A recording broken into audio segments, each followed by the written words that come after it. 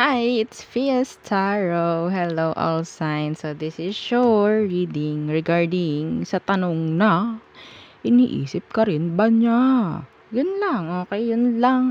So, syempre, before tayo mag-start, kung hindi ka pa nakakapag-subscribe, please do subscribe and hit the notification bell para lagi po tayo maging updated sa mga mangyayari pa lang, okay? And yes, don't forget na mag-follow sa atin pong FB page. And kung may tanong po pagdating sa private reading, you can message me sa akin pong FB page for more info, okay? And yes,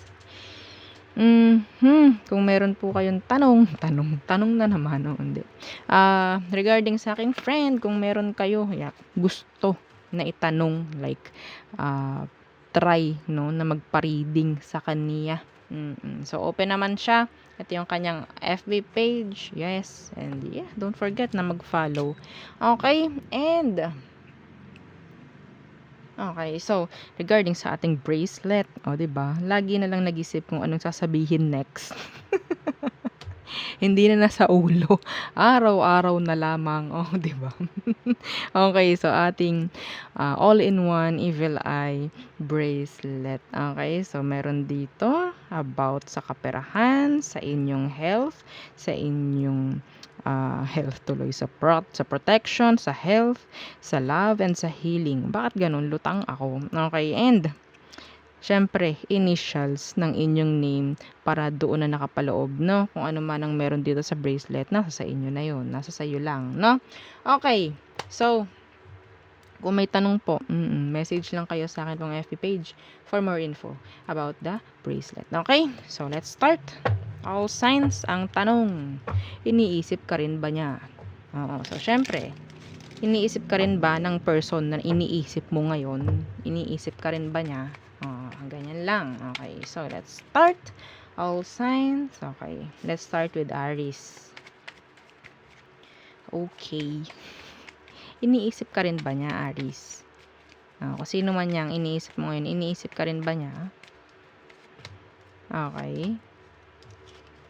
Devil in reverse. Ay, wow, yes. The Seven of Pentacles. Okay. Yung iba sa inyo, wala kang pakialam dito sa taong to, pero siya meron. Yeah, specific yun. Okay, so it's a yes. Okay? Yeah, ganun lang kabilis. Next. Iniisip ka ba ng iniisip mo ngayon? Taong iniisip mo ngayon, Taurus. Iniisip ka rin ba niya? Pabalik. Pabalik. Okay. Taurus. Okay. The Hierophant in reverse, the Seven of Pentacles. Oh. Okay, so sabihin nating masyado siyang busy para isipin ka. Yeah. Masyado siyang busy. I don't know kung ano yun, kung bakit siya busy. Pero mas uunahin pa niya yun kaysa sa'yo na isipin ka. I'm sorry. I'm sorry. Maybe you're the one who is invested. No, pagdating sa inyong dalawa, mas ikaw yung nag-iisip sa kanya. Okay? So there. Next, Gemini. Gemini, iniisip ka rin ba ng taong iniisip mo ngayon? Okay. So, tingnan natin. Gemini, iniisip ka rin ba ng taong iniisip mo ngayon? King of Wands, King of Pentacles. Some of you, same gender kayo ni person. Okay. Yeah. Naiisip ka rin naman niya. Yes. Lalo na yung ganito. Lalo na yung ganito mo. Pera mo. Ayun ang iniisip niya. Iniisip ka niya because of your pera. Some of you. Okay? Pero kung wala kang pera, yeah, iniisip ka. Yung lahat ng kaya mo ibigay sa kanya, yun yung iniisip niya. Okay? Hindi yung ikaw. I'm sorry. Okay, so there. Next is Cancer. Cancer, iniisip ka rin ba ng taong iniisip mo ngayon? Okay. Cancer, iniisip ka rin ba ng taong iniisip mo ngayon?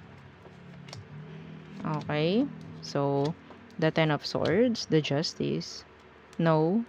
Yeah, no. It's a big no. Okay, they're letting you go. Mas pinipili nila kung anong dapat. Yeah, the justice is here. Pwedeng air sign. Ang lakas ng air sign dito. Pwedeng may nangyaring separation dito or ending. And yeah, mas pinipili niya kung anong dapat. Hindi ka na para isipin. Okay, so there. Next is Leo. Leo. Okay. So, iniisip ka ba ng taong iniisip mo ngayon? Leo. Iniisip ka ba ng taong iniisip mo ngayon? Okay. Queen of Wands in reverse. The Empress. Pakunyari, na hindi ka iniisip pero iniisip ka. And yes, attracted sa'yo. I'm sorry. Crosswatcher. Yeah. Iniisip ka nito. Pwedeng fire sign, Taurus, and Virgo. Okay? So, there. Okay. Next is Virgo. Virgo. Ang tanong, iniisip ka ba ng taong iniisip mo ngayon? O, diba? Iniisip ka ba ng taong iniisip mo ngayon? Virgo. The Five of Swords, the Ace of Wands. Okay. So, masyadong busy tong taong to. Minsan-minsan, pero hindi, yeah. Naisip ka, pero hindi naman palagi. Okay, pwede may distansya sa inyong dalawa. The Five of Swords, too many conflicts. Okay, too many. Masyadong maraming gawain, masyadong maraming isipin tong taong to. So, may chance no, dumarating sa puntong minsan, sa isang araw, hindi ka tawag dyan, naaalala. Okay, so it's like on and off. Pwedeng nagkaroon kayo on and off ng taong to. So, there's a lot of mixed signals din. Okay, pagdating sa kanya. Yung iba rito, nagpapalusot. Kung magkarelasyon kayo nito, nagpapalusot. Like, kasi ayaw niyang, pwedeng ayaw ka makausap, mga ganyan.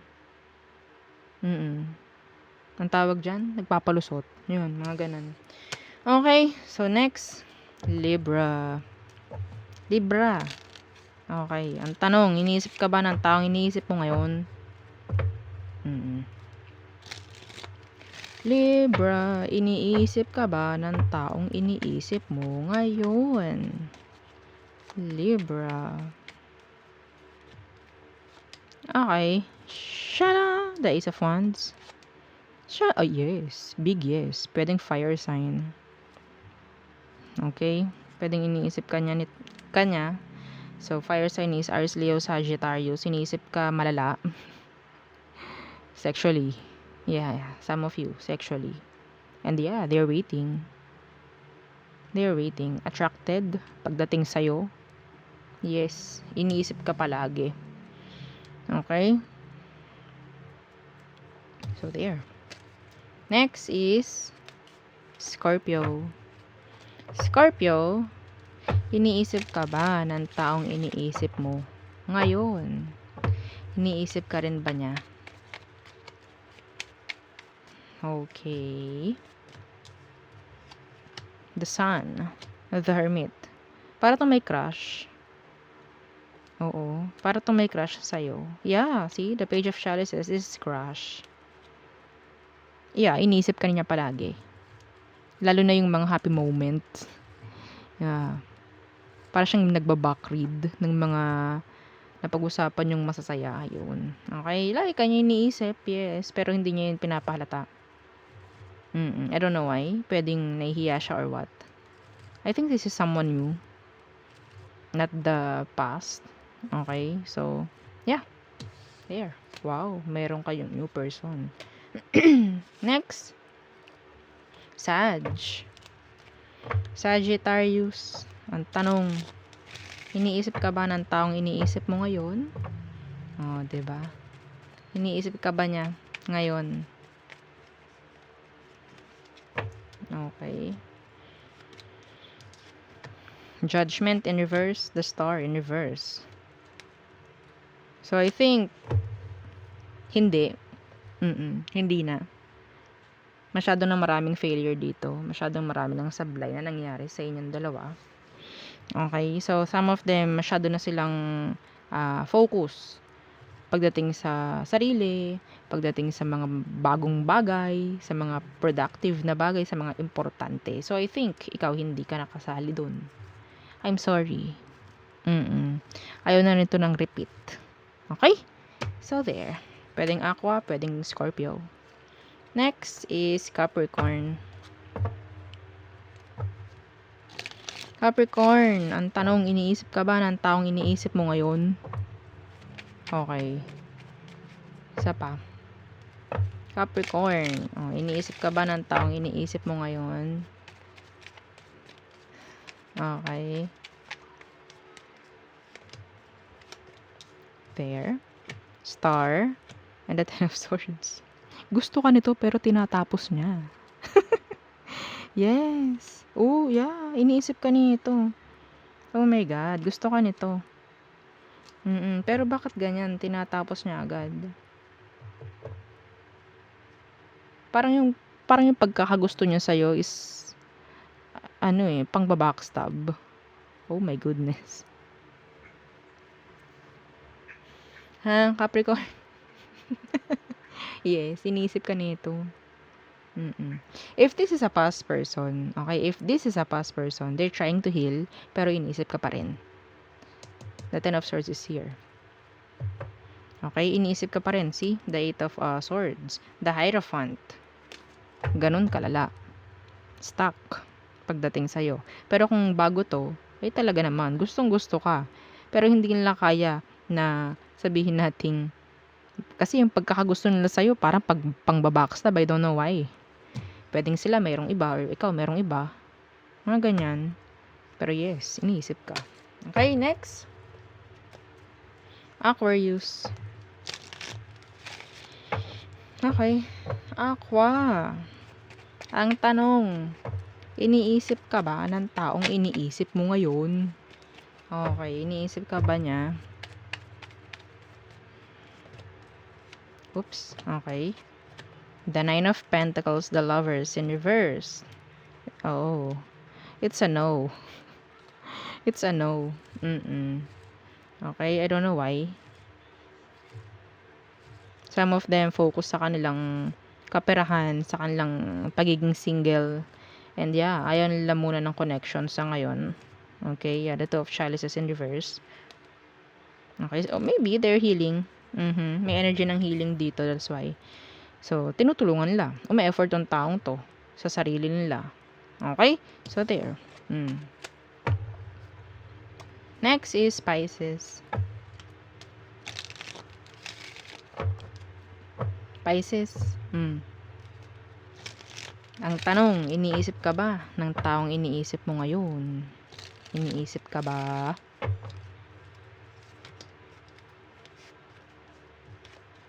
Ten of Wands. Ay, yes. Queen of Chalices. Yes.